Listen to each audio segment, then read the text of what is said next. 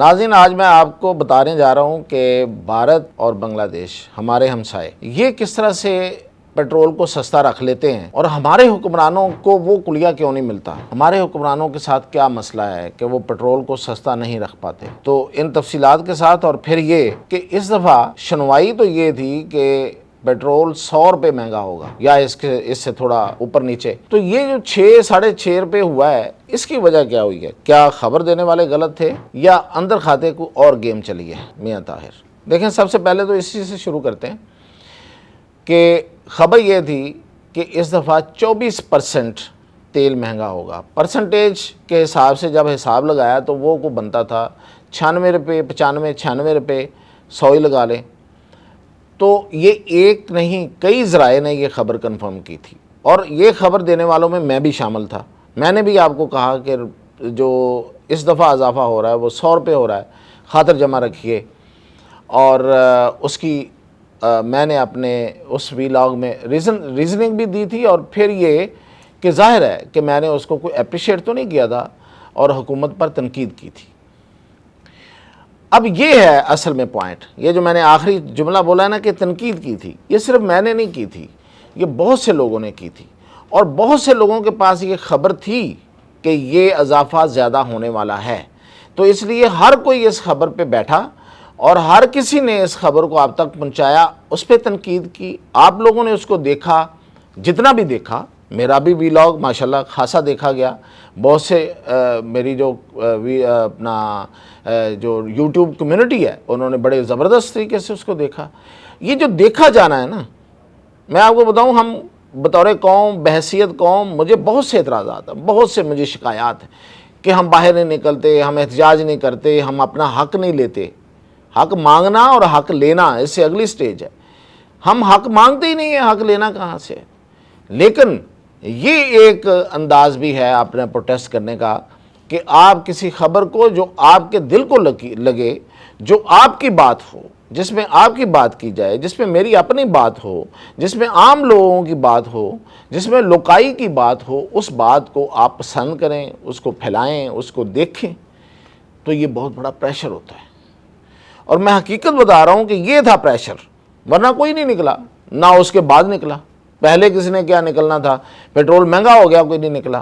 100 روپے ہو جاتا، کوئی نہ نکلتا، آئندہ بھی ہو سکتا، آئندہ بھی ہو جائے، کوئی نہیں نکلے گا۔ لیکن کم از کم آپ بیٹھے ہوئے خبر کو دیکھ رہے ہیں، سن رہے ہیں، ناپسند کر رہے ہیں، ظاہر ہے سن رہے ہیں، آپ کو وہ اچھی نہیں لگ رہی، وہ جو ان کا اضافہ اور ان کی حرکات ہیں، تو اس پہ آپ جب دیکھتے ہیں، اس کو پھیلاتے ہیں خبر کو، پھر وہ جو حکومتی ایوان ہوتے ہیں، جو اقتدار کے ایوان ہوتے ہیں، جن کے بہرحال ظاہری کان نہیں ہوتے، وہ گونگے بہرے لوگ ہوتے ہیں، اور وہ گونگے بہرے غلافوں میں رہتے ہیں، جن کے کانوں کے اوپر غلاف چڑھے ہوتے ہیں، ان تک یہ تھرتھراہٹ پہنچ جاتی ہے۔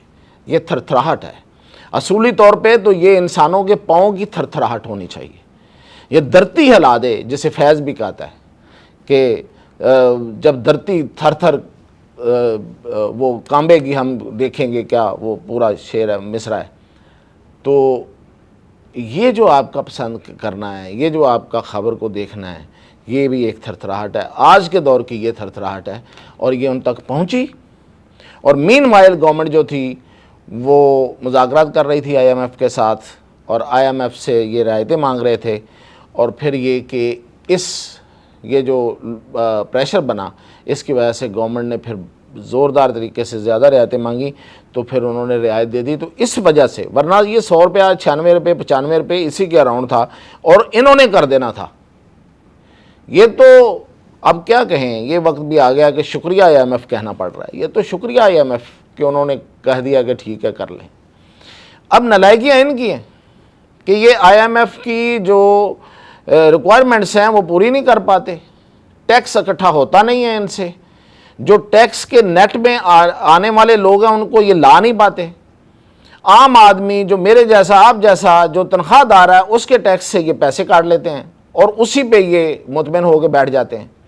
جبکہ یہ جتنے کاروبار ہیں، جتنے بیکریاں، اور پچھلے دنوں ہمارے کچھ سینئر صحافی دوستوں نے ٹویٹر پہ در پہ ان اداروں کا، ان بیکریوں کا، ان کاروباری یونٹس کا باقاعدہ ان کو ایکسپوز کیا کہ یہ لوگ ہیں جو بغیر پرچی کے، بغیر وہ جو الیکٹرانک رسیٹ ہے اس کے بغیر جو ہے وہ لوگوں کو پیسے چیزیں بیچتے ہیں اور پیسے جو ہیں نقد وصول کر رہے ہیں۔ اس کا مطلب یہ ہے کہ وہ آپ کے ٹیکس نیٹ میں آنا نہیں چاہتے، اپنی کمائی کو پوری طرح شو نہیں کرنا چاہتے، لیکن ایف بی آر کانوں پہ جوں بھی نہیں رینگتی، اس لیے کہ کانوں میں کچھ اور گیا ہوتا ہے، گلے تک وہ ساری چیزیں ان کی بھری ہوتی ہیں، تو قانون نے کیا کام کرنا ہے۔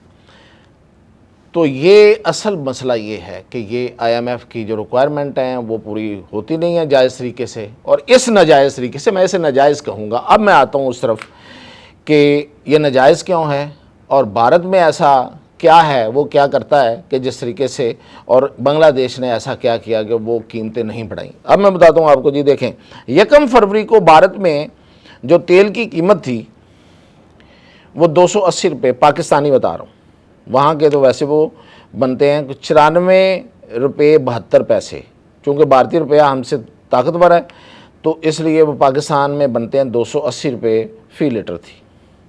بنگلہ دیش میں 130 ٹکا فی لیٹر تھی، اور پاکستان میں تھی 257۔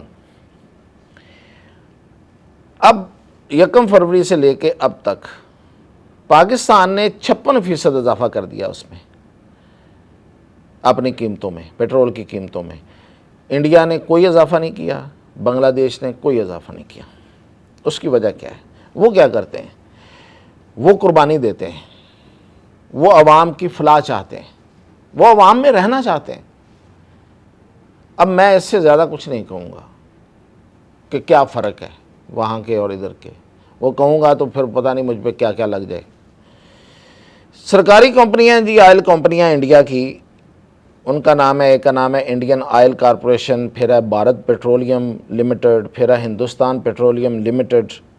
یہ تینوں کمپنیاں جو ہیں یہ نقصان برداشت کرتی ہیں، یہ منافع نہیں بناتی ہیں ایسے موقع پہ جب قیمتیں اس طریقے سے اوپر جا رہی ہوں۔ تو وہ کہتے ہیں کہ ٹھیک ہے، ہم نے کئی سالوں سے بلکہ دہائیوں سے ہم کاروبار کر رہے ہیں، ہم منافع بنا رہے ہیں۔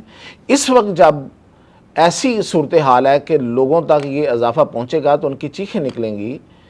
یہ غیر فطری کام ہے کہ ہم اس طریقے سے ان پر اپنا جو اضافہ ان پہ منتقل کر دیں ڈائریکٹ، تو وہ پھر کیا کرتی ہیں، وہ اس نقصان کو خود برداشت کرتی ہیں۔ اور حکومت ٹیکس نہیں بڑھاتی، بلکہ حکومت کیا کرتی ہے کہ کچھ حصہ اپنے ٹیکس کا اس میں ڈال دیتی ہے، یعنی کہ ٹیکس کم کر دیتی ہے۔